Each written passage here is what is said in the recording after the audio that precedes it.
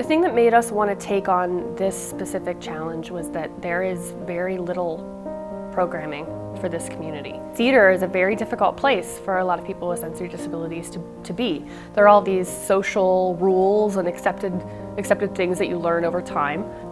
Even people that don't have sensory disabilities don't feel welcome in the theater for a lot of reasons. They don't know when to stand up or sit down. They don't know when to clap. They don't know if they can go to the bathroom. Communication on this level needs to happen more, not looking at it as if there's a fourth wall, more as if there's an open doorway. And that's really kind of what immersive theater is for me, is an open door where the audience isn't sitting back in a seat and looking through this fourth wall at the story.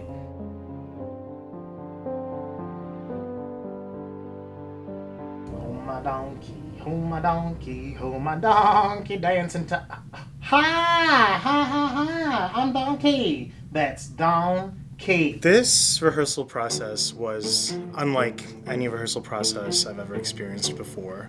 Unconventional in the time frame. We had sort of objectives for each rehearsal week period. We just sat in a circle and we introduced ourselves and we talked about what the show was going to be like, and I was like, I don't know what to expect. We didn't have a script, we didn't have even like a plot line or anything at all. During the time we weren't together, it was so neat to have pieces of this permeate my heart and my mind and my artistic spirit about all of the things we've been uncovering, from learning and experiencing the autistic world in a way I've never known, how that applies to communication in an artistic way, and just even as a human way. We had a lot of learnings throughout the process. Not just because every immersive that we do, every large-scale piece like this that really creates an environment around an audience member is new and different. And not just because every audience member who comes in has a completely different set of issues. Everybody, no matter what your walk of life is, when you come in the door, you bring your entire history, your entire understanding into the space with us, and we have to adapt to you. So there's always something new to learn. But on top of that, this is a show for kids, and not just kids, but kids and their families. So it wasn't just about how can we make a show that makes kids feel welcome and makes them comfortable, but how can we also take care of their parents or their caregivers and make sure that when they're in the space, they feel like their kid is going to be safe and okay and not worry.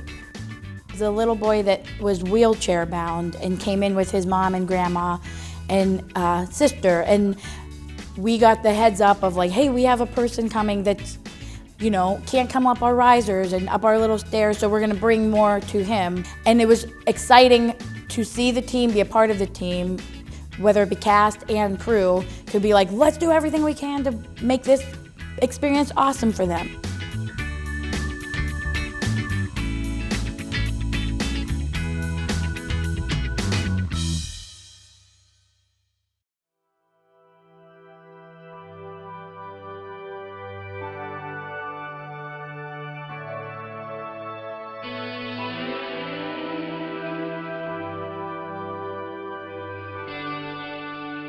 I like that it was a bundled situation as far as applying all of the external elements of like costumes, set, get used to that, the sound, blah, blah, blah, blah, blah. And then we were able to marry that with the incorporation of children and people. So it felt like a nice big fat monster that's a helpful monster.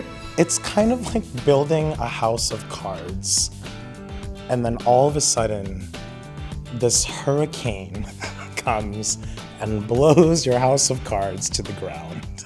My situation, my experience will be a little bit easier than others because I had a script and that was cool. And then when we kind of got rid of some of the scripts, it was fine with me, and big changes were fine with me because I did not have any lines. I was nonverbal. And that was great because Tech Week then became more of an experimental thing for me. I was trying to figure out how I could fit in and how I could be the best. There was one little girl who, she just really liked Simon, and I can't remember what she was like in the first room, but when I went back there, she took me to the chalkboard, and by me I mean Simon. She never looked at me, the person, but she looked at Simon continuously. She took Simon over to the chalkboard and drew a picture of the two of us together and put a heart around it and put my name and her name, Simon and her name.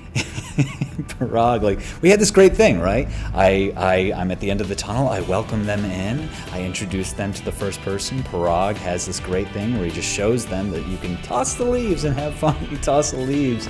And we had no idea that it was not going to be okay with Reed. And he was like, nope! And he was like ready to go. We didn't know that that Reed was afraid of falling things that fall. And that's not something like we thought of.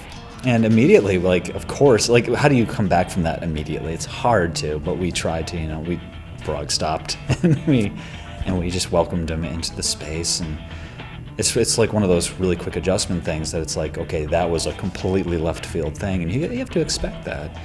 When Reed came in after we had discovered what this show should be, it was just like seeing another human being interacting with the space. He was happy, he got to be himself. Early on, I was really afraid that Reed was going to be one of the ones that we let down and that we wouldn't be able to find a way for him to be able to come in and it be effortless for him. And the fact that after all of that, he remembers all of the names of the characters in the forest and he can recognize them in his daily life, and that song stays with him is huge for us.